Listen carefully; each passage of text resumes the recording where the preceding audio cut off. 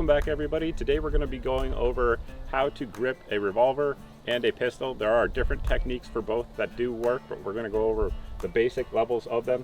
And for both guns, one thing that remains the same is that you want your main hand to be as high as possible on the gun to mitigate the recoil impulse. So on a revolver, it's going to be very different than it is going to be on a semi-automatic. So let's show you that in action.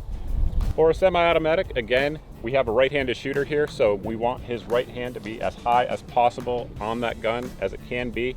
Now, with his non-dominant hand, if you just roll the gun for me so the camera can see it, basically what we want is any dead space that we have here on the pistol to fill that in, so that way we have as much contact on the surface of the grip as possible. So there we go. As you can see, thumb's nice and high, pointed at the target. That way it'll give you somewhat of a natural aiming point as we go ahead and fire. If you could, put it up, go hot, and show them what it looks like. Okay, stop for a second. As you guys saw, the muzzle was not jumping around at all on him. He was keeping it very flat shooting. If you could you adjust your grip down a little bit to show what it would look like if you weren't doing that? Now pay attention to the muzzle as he fires.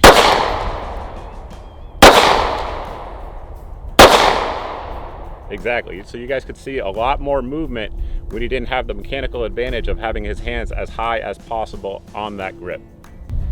Now we're going to talk about how to grip the revolver. Again, with the dominant hand, we definitely want to stay as high as possible, but as you can see here on a revolver, it doesn't have a slide that's reciprocating. Additionally, the grip is, generally speaking, there are some exceptions, generally speaking, going to be much lower to the bore axis in relation. So your grip's actually even more important with the revolver. So as you can see, his hand is as high as possible on that grip.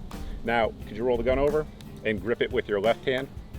So there's two major techniques with your support hand for a revolver. One is the thumb over, as we see here, which is perfectly fine and acceptable. Additionally, some folks like to tuck it under and kind of ball up on it and get a little bit more contact on the grip underneath. In my opinion, it's totally personal preference. Try both, see which works best for you. But again, we want as much grip of your hands on the grip of the gun as possible. So go ahead, fire a few rounds.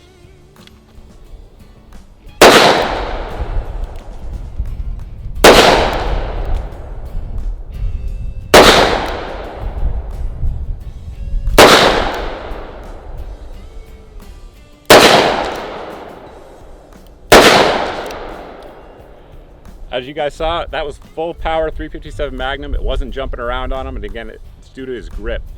One additional thing that I didn't point out in the intro, I want to make sure we never do with a revolver, particularly something like 357 and more powerful, you want to mind the cylinder gap. So the cylinder gap is the gap between the cylinder and where the barrel starts. So on a revolver, hot gases are going to shoot out of the side. Now, with like a 38 Special, you might get away with it and be okay, but something like a 357 Magnum, 44 Magnum, it can do serious damage to your skin, sometimes even causing a finger to come off. So you want to really respect that area. Make sure you don't put your thumb out front. So that covered the basics of a grip for both a revolver and a semi-automatic. Now, you don't need to actually be at the range to practice this. You can do it at home with dry fire, but of course coming out to the range is better. Doing both is probably best. If you guys like this type of content, go ahead and hit the subscribe button, hit the like button, and we look forward to seeing you in the channel in future videos coming up.